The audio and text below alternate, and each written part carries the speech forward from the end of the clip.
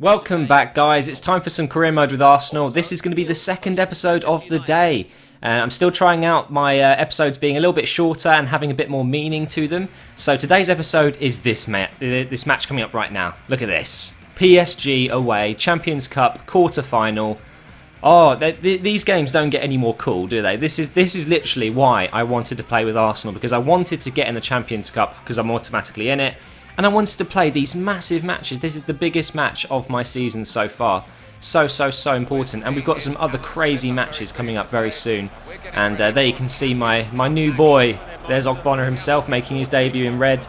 And really happy to have him on the team. And you're going to see some really impressive stuff today from him. We've got really good matches, like I said. We've got Liverpool coming up, and we've got Tottenham as well, who are top of the league. But anyway, let's get into this match with PSG. I get a great lucky break at the start here. I think it's Alex, PSG's defender, who slid into me and gives me a penalty, and no one else but Podolski is going to step up and take this.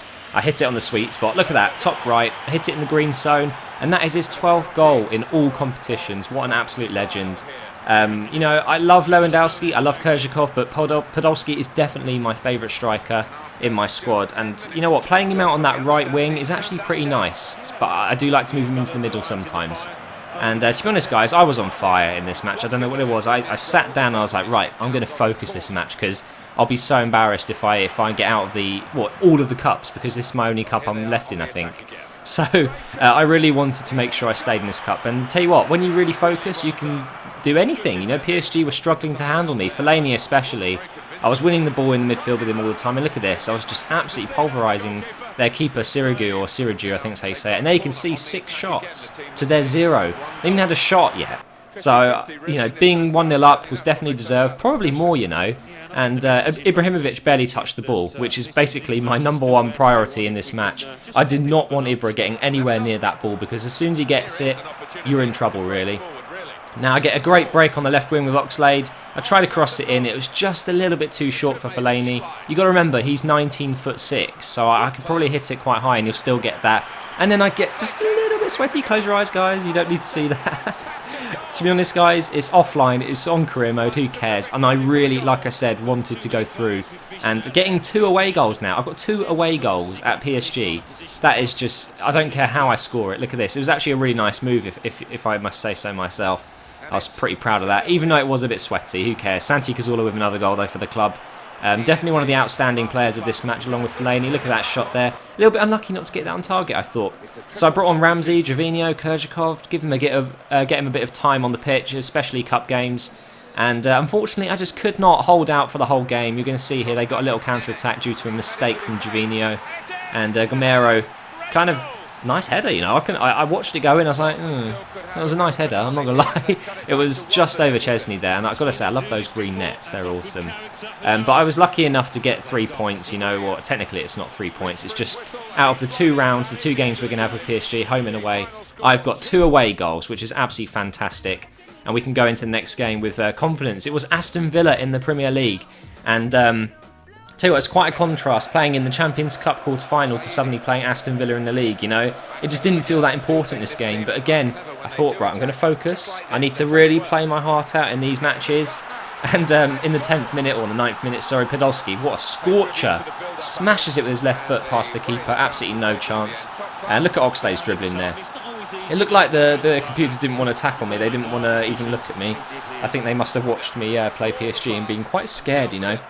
And this is Fellaini for you. Power, pace, agility, balance, and look at that. Pulling off a great save and going out for a corner as well. But that's all that happened in the first half. It was 1-0. Podolski with another goal for the club. He's just on fire at the moment. I'm really liking this 4-2-3-1 formation. Really, really nice. Gervinho's got the ball. He dribbles past everyone, and that is a shit cross. Absolutely shit.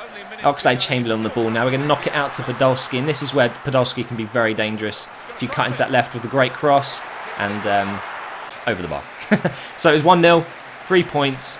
I'm going to take that any day. 3 points in the league puts me up to the top-ish. There you can see Manchester United were crowned of the Capital One Cup. So they have won the Capital One Cup. Unfortunately, I was knocked out because of that forfeiting issue I had a few weeks back. But shit happens, and now it's a big game against Liverpool. They are 5th, so if I win this game, because I'm in 7th at the moment, I do go into the top 5. So it's very important I get 3 points here.